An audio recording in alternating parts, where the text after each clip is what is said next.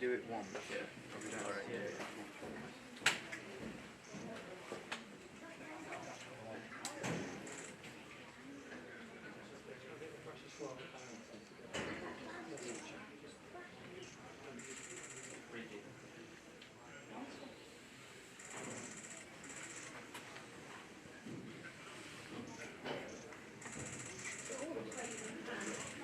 Tuchel and Kane, is that right?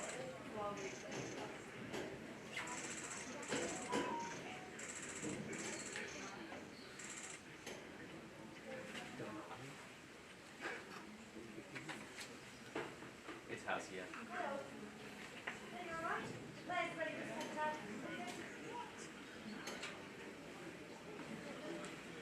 Doubt it.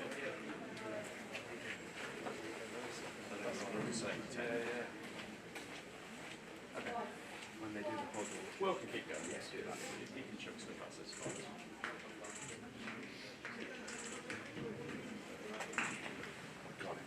We're ready when you are, anyway. Yeah, that would be nice. We're on. Yeah, yes, the piece of that.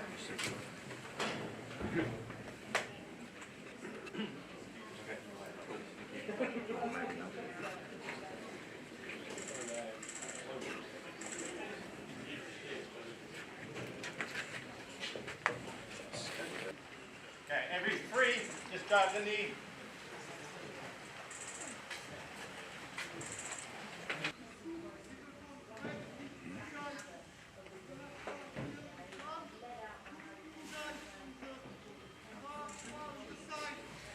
Good.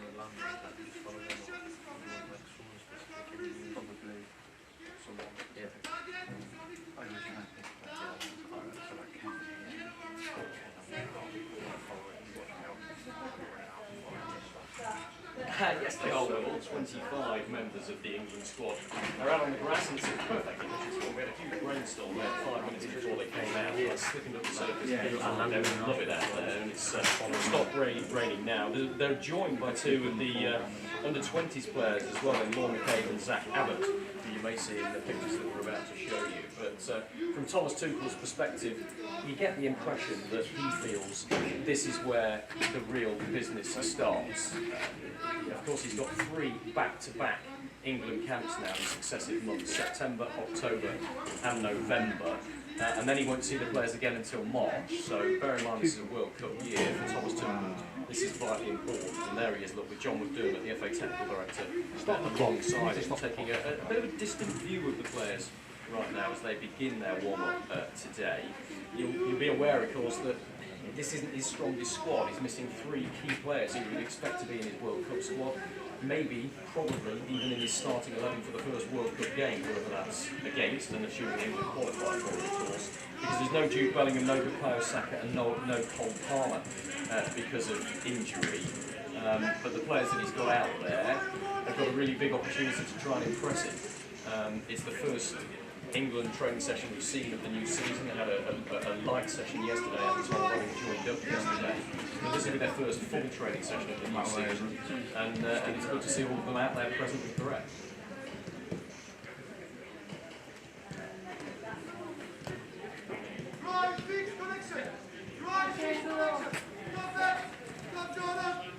Yeah, Marc Guehi, it's the first time we've seen him since that failed move from Crystal Palace to Liverpool, isn't it? And look, he is one of the most professional footballers you can meet out there. He's one of the nicest people that you can come across in football, Marc Guehi as well. We're just scanning to try and find him for you at the moment, because they're scattered over different sides of the pitch. Is that in the top left-hand corner, I think? If I mention that to Dan, our camera. We'll zoom in and try and find him, but from Marc Guehi's point of view, I think that's further left on the ball, Dan. But yeah, it's been a very difficult few days for him, hasn't it? Because he had his heart set on a move to Liverpool, and it all moved fairly late. And in the end, it fell through. There he is. Look, in the end, it fell through. So these are the first pictures we've seen of Marc Guehi since that collapse in his move to Liverpool. He was very happy about it, huge smile on his face. And that's always the case with Marc Guehi, isn't it, when he's out there on a football pitch. And as I say, his was a very different approach to Alexander Isak at Newcastle and Johan Wissa at Brentford, who I think it's fair to say agitated for moves away, and they got their moves. Marc Guehi is not that sort of character. I can't imagine he would ever agitate for a move, but he did make it very, very clear that he wanted to go to Liverpool, and he didn't get that move. Largely because Crystal Palace couldn't get a replacement in on deadline day. We know that Igor Julio, the Brighton centre-back, was having a medical at Crystal Palace, but there were delays and doubts about whether the Guehi deal would happen, whether Palace would let him go. It was pretty clear that Oliver Glasner had made it clear to Steve Parish, the chairman, that they didn't want him to go. And because of those delays, Igor decided instead that he'd move to West Ham.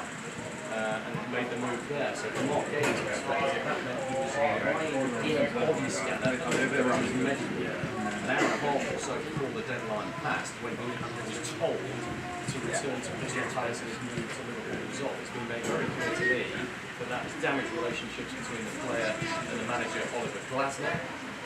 As I say, Guehi is not the sort of player to agitate or down tools or anything like that. And so I can't imagine it causing any problems. But he's far from happy with his dream move to Anfield. It was called off in his eyes by the manager right at the very final stage. It's probably a blessed relief for Marc Guehi to be out here training with England right now, contemplating two big World Cup qualifiers for England.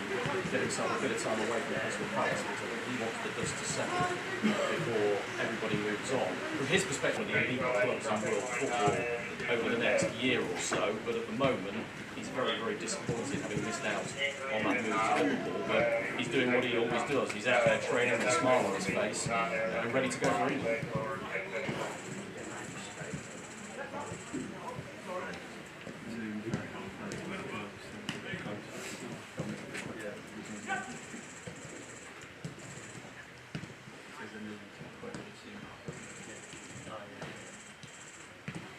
Look, I still think midfield is one of the most difficult issues for Thomas Tuchel to address, and we've got Ruben Loftus-Cheek right in front of us, who we've heard from live on Sky Sports News today, having been back in the England squad for the first time in 7 years. His last game for England was November 2018, when he came off the bench in a friendly against the USA.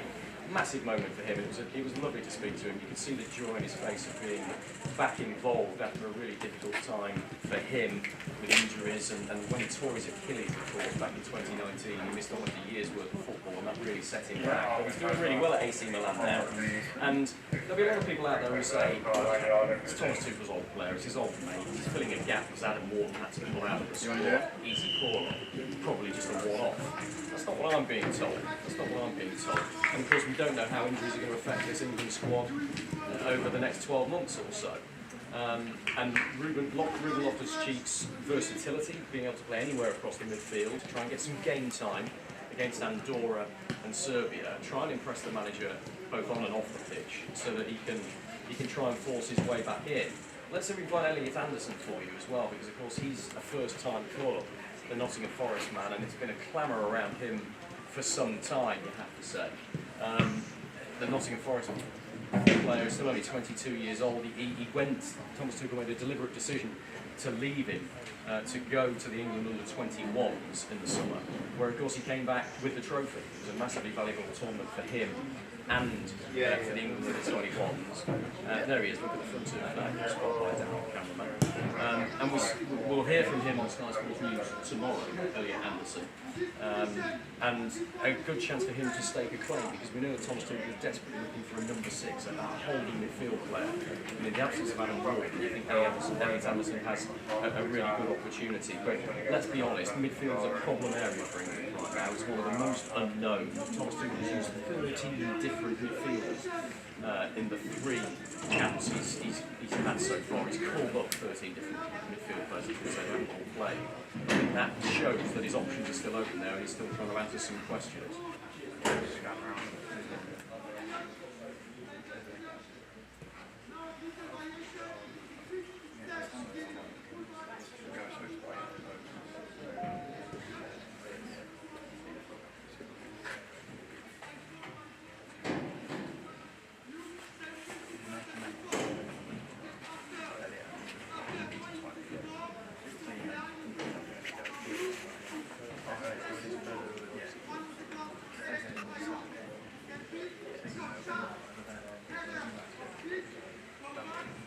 Is that alright, Dan?